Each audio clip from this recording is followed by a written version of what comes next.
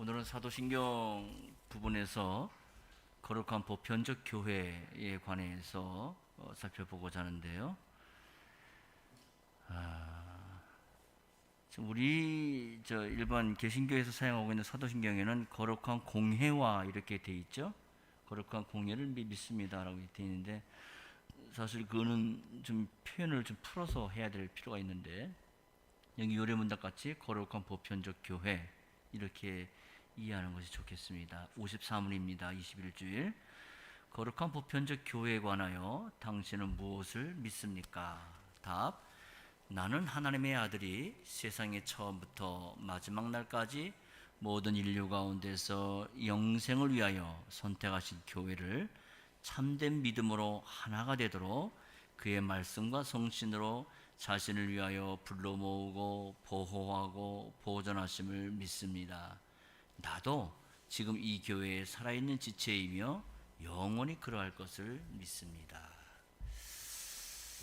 어떻습니까? 지금 우리가 이 사도신경 중에 그 지난주에 성신 하나님에 대해서 믿는다 고백하고, 이제 그 성신 하나님과 우리의 성화의 첫 번째 성신의 사역으로 교회에 관해서 얘기를 하고 있는데요. 그 보통 교회에서 말할 때 우리가 교회를 안다라고 말해야 될 것 같은데, 지금 여기서는 거룩한 교회를, 보편적 교회를 믿습니다 이렇게 얘기를 합니다. 이걸 도대체 어떻게 이해를 해야 될까요? 교회를 믿음의 대상으로 고백을 하고 있는 겁니다. 이 정신에 따라 이 54문에서도 거룩한 보편적 교회에 관해서 당신은 무엇을 믿습니까? 라고 묻고 있는 거죠. 교회에 대해서 뭘 믿느냐 하는 얘기입니다. 우리가 교회의 어떤 현상, 우리가 이루고 있는 교회의 현상들, 여러 가지 부족한 모습들 많죠.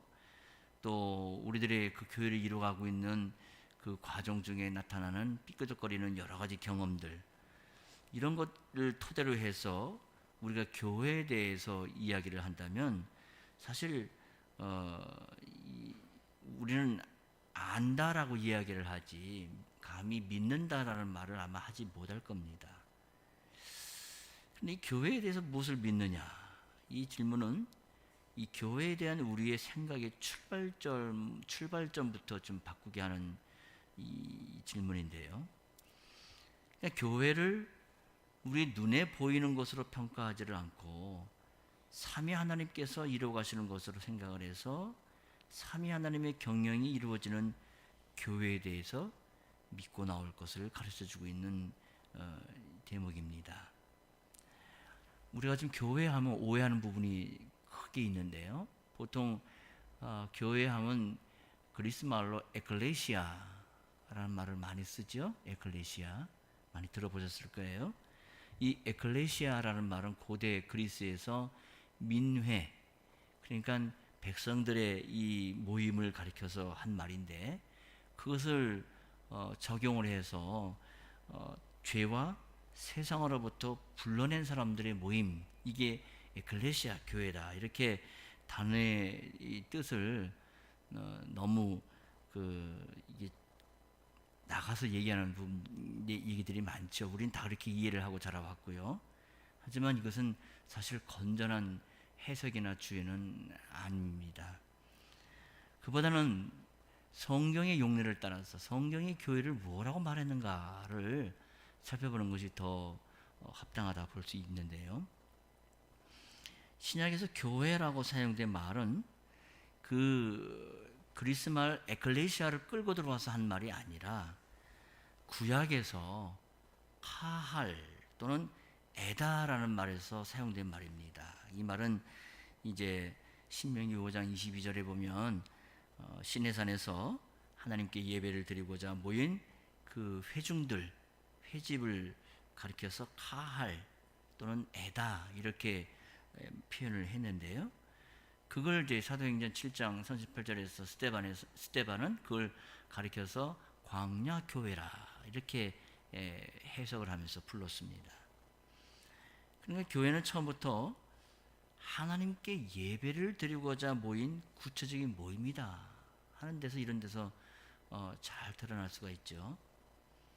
그러니까 교회 그러면 어떤 예배당 건물을 교회로 생각한다는 것은 그건 우리가 성경에 대한 이해가 매우 일천함을 스스로 드러내는 일이 아닌가 이렇게 생각이 됩니다. 자, 근데 여기 우리가 이 교회를 믿습니다. 이렇게 고백을 합니다. 교회에 대해서 믿고 고백한다는 것은 첫째는 교회가 삼위 하나님께서 구원의 일을 나타내는 곳이기 때문에 교회를 믿는다라고 얘기를 하는 겁니다. 삼위 하나님은 추상적인 논의로 할 수 있는 분이 아니고 구원의 사역을 구체적으로 이루시는 이 교회에서 삼위 하나님의 사역이 나타납니다. 그래서 하나님께서 하시는 일, 또 하나님의 존재, 이런 것들이 이루어지는데 이것은 사실 구분할 수는 없는 일이죠. 그걸 구분할 수 없기 때문에 우리는 삼위 하나님께 대해서 고백하는 것처럼 그의 구원의 사역이 나타나는 것인 교회에 대해서도 믿고 고백을 하는 겁니다. 결국 삼위 하나님을 고백하는 것이다. 교회를 고백한다는 것은 삼위 하나님이 일하시는 그 교회인 교회를 고백하는 것이고 그것은 결국 그 삼위 하나님의 사역을 고백하는 것이다. 이렇게 얘기할 수 있겠습니다. 우리는 삼위 하나님과 그분의 말씀을 믿기 때문에 그러한 믿음으로 교회에 대해서 믿는다라고 고백합니다. 자기 경험, 또 내가 지금까지 교회를 이루어왔던 여러 가지 일들이 있죠. 이런 것들로 또는 주위에 볼 수 있는 것으로 교회는 이런 거다라고 규정하는 게 아니라 하나님의 말씀에서 가르쳐준 대로 교회에 대해서 고백하고 나가는 겁니다. 교회는 사람의 단체가 아니고 그리스도께서 머리가 되시고 몸으로 삼으신 기관이기 때문에 우리는 주님의 말씀을 따라 교회에 대한 고백을 하는 거고 또 그 말씀에 순종하며 나가는 겁니다. 따라서 삼위 하나님을 믿는다고는 말은 하지만 나는 교회를 믿지 못하겠다. 그래서 나는 교회가 무슨 의미가 있나? 그래서 교회 무용론을만 한다거나 이러면 결국 그 사람의 믿음은 근본적으로 온전치 못한 것이다. 잘못된 것이다. 이런 겁니다. 우리는 교회를 떠나서 이루어지는 하나님의 경영하심 또 교회를 통해 선포되는 이 말씀을 떠나서는 삼위 하나님을 알 수가 없습니다. 이 네덜란드 신앙고백서 27조를 보면은 이 고백하는 믿고 고백하는 교회를 가리켜 하나의 보편적 우주적 교회다. 이것은 시간적으로나 공간적으로 제한된 우리로서는 다 경험할 수도 없기 때문에 다만 우리는 믿고 고백한다. 이렇게 신앙고백서에 써 있습니다. 그리고 이 교회는 세상 처음부터 존재했고 마지막 날까지 있을 것이고 또 전 세계에 뻗어 있고 흩어져 있다. 이렇게 고백을 하죠. 이런 교회를 우리는 현실적으로도 다 알 수가 없다는 말입니다. 자, 근데 이 사도신경 세 번째 부분은 아까도 얘기했지만 성신께서 하신 성신의 사역입니다. 그런데 교회에 대해서 고백을 하면서 그리스도께서 하나님의 아들이 그 교회를 세우신다. 이렇게 얘기를 합니다. 이것은 부활하신 그리스도께서 성신으로 일을 하고 계시기 때문에 이런 표현이 나오는 겁니다. 살려주는 영으로서 그리스도께서 성신으로 이런 구원의 일을 하고 계시는 거예요. 우리가 잘 알듯이 마태 16장 16절 또 18절에 보면 가이사라 빌립보에서 베드로가 고백을 하죠. 주는 그리스도시요 살아계신 하나님의 아들이십니다. 이런 고백을 하자 주님은 그 고백을 받으시고 내 교회를 세우리니 음부의 권세가 이기지 못하리라. 이 말씀으로 응답해 주셨습니다. 여기서 주님은 내 교회를 앞으로 세우시겠다. 이렇게 말씀하셨어요. 우리가 잘 아는 마태 28장 18절 이하 20절에서도 부활 후 주님께서는 당신의 제자들에게 대위임령을 주시면서 말씀을 전파하는 것, 또 나가서 세례를 베푸는 것을 구체적으로 명하시면서 주께서 세상 끝날까지 그들과 함께 하시면서 교회를 세우신다는 것을 친히 약속해 주었습니다.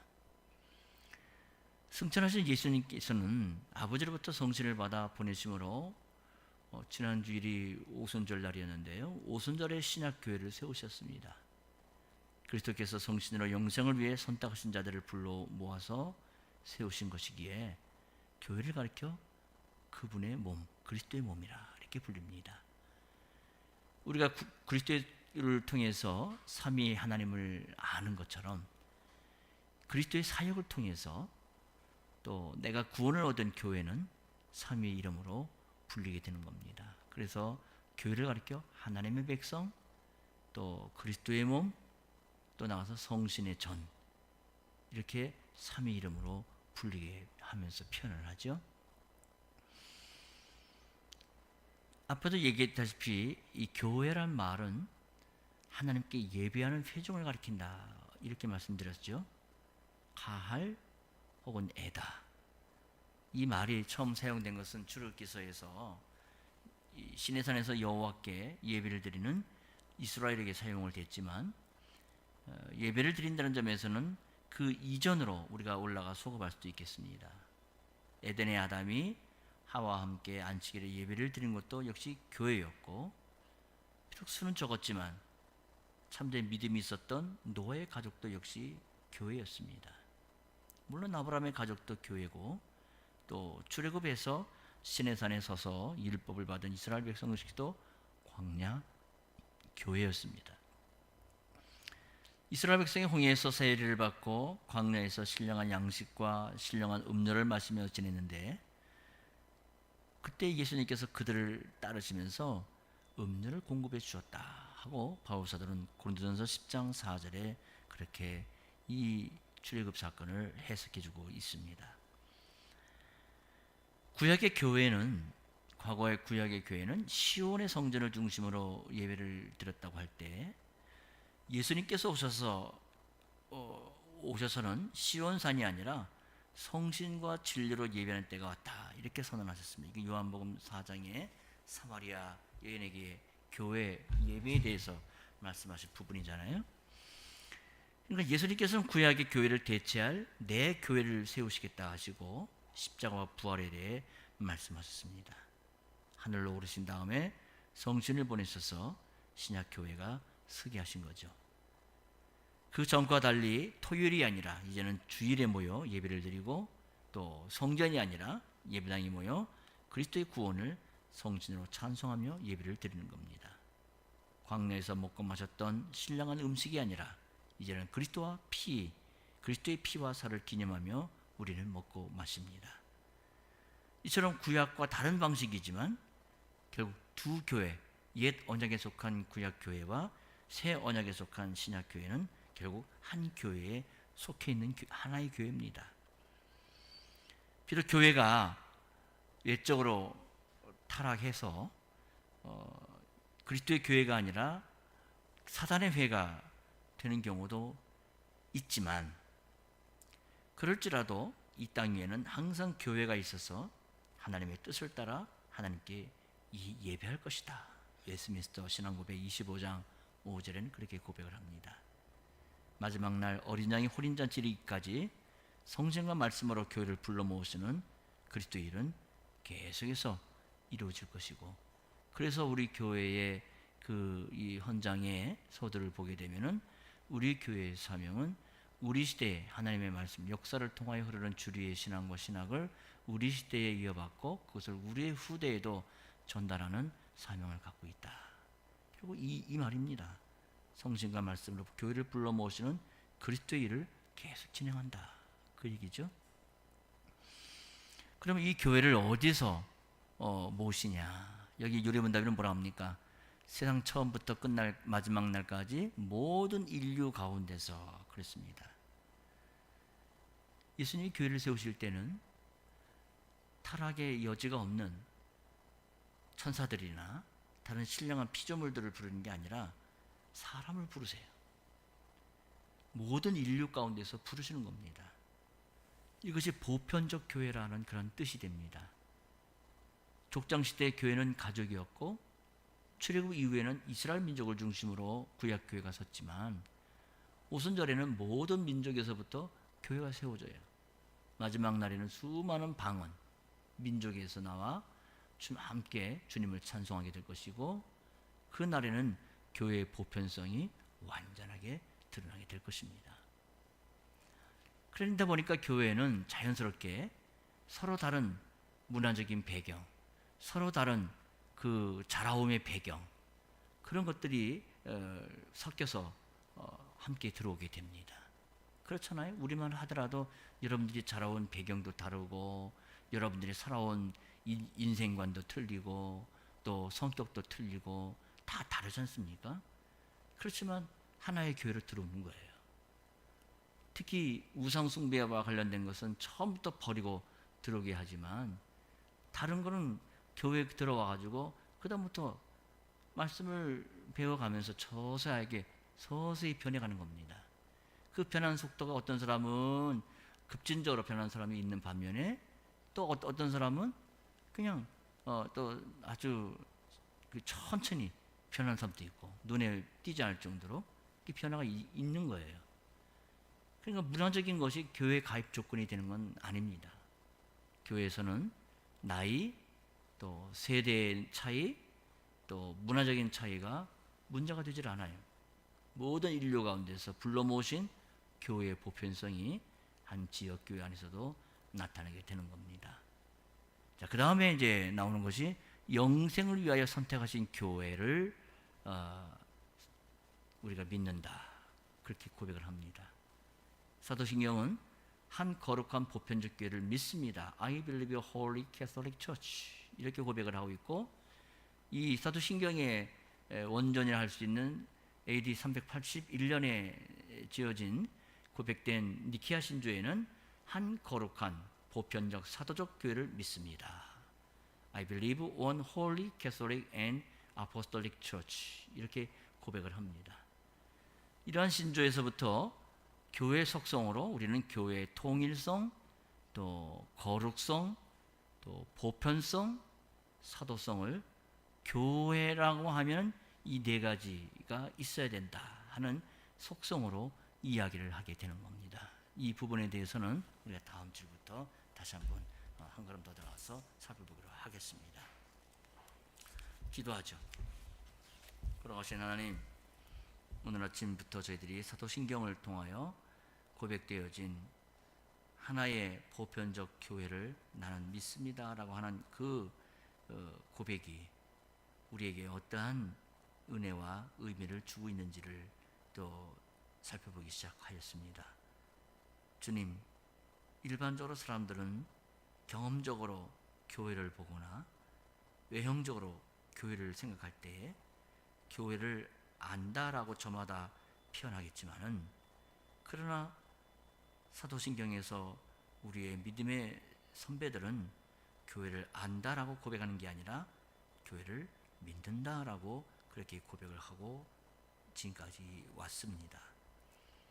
그것은 이 교회를 이루어가시는 분이 바로 삼위 하나님의 일이시고, 삼위 하나님께서